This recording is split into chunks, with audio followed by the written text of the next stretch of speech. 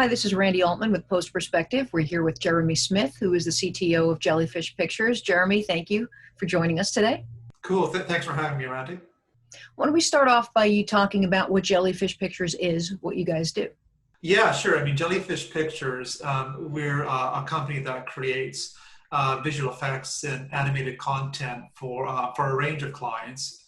We started out with one studio based in London in the UK, and over the past several years, we've expanded to other offices, in the UK as well. And so that's what Jellyfish Pictures is and does, and we're a company of over 300 people now.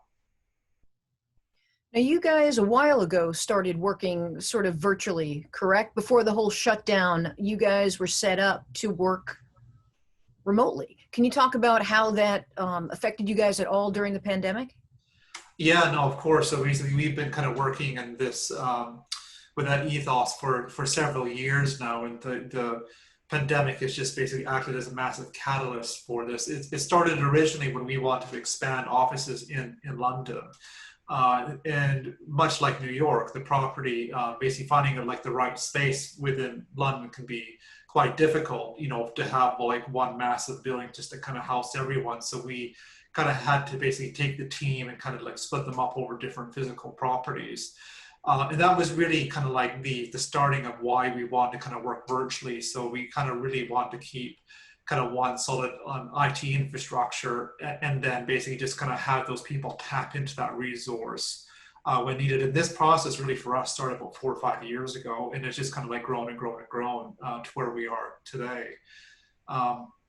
And by the time, late last year, we kind of moved into a brand new facility, which was completely virtual. And so we took that opportunity to refocus basically the way that we approach infrastructure, and we went basically 100% virtual across the board. And so when the pandemic hit earlier this year, we were actually in a very, very good position to have people work from home or work from wherever. So with us, we were actually able to make that shift quite easily because we had already basically set up correctly, with having the correct pillars of infrastructure there to support that workflow.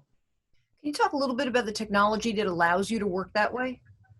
Yeah, of course. So, I mean, we're when it comes to the certain technology, obviously we have partnered with tier one ISPs to help deliver basically like a proper the proper network infrastructure to support that. And we're big users of and fans and advocates of Teradici, which is basically helps deliver the workstation session or streams to a user's endpoint device.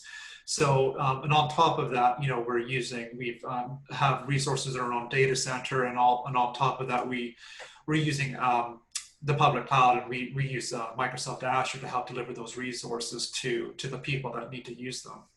Can you talk about some trends that you're seeing in terms of technology? Well, in terms of trends, I was actually basically talking to someone earlier today, and I think there's going to be more of a remote emphasis kind of going forward, if that makes sense. So we've kind of basically seen some companies looking at what do we do for certain spaces and everything else like that, because all of a sudden you don't have to have people coming into the office every day to do these tasks. While it is important that there is an office to have face-to-face meetings for catch-ups and everything else.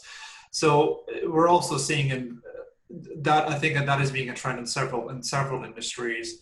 In the technology front, we're now starting to see basically a lot of the ISVs and hardware manufacturers kind of like create products to kind of cater towards this sort of like infrastructure going forward at scale. And so that's really quite interesting to see as well. Okay, so there will be no IBC this year. There likely won't be an NAB. I don't know. How are you going to get your information about technology? Are you still meeting with people from manufacturer companies, stuff like that?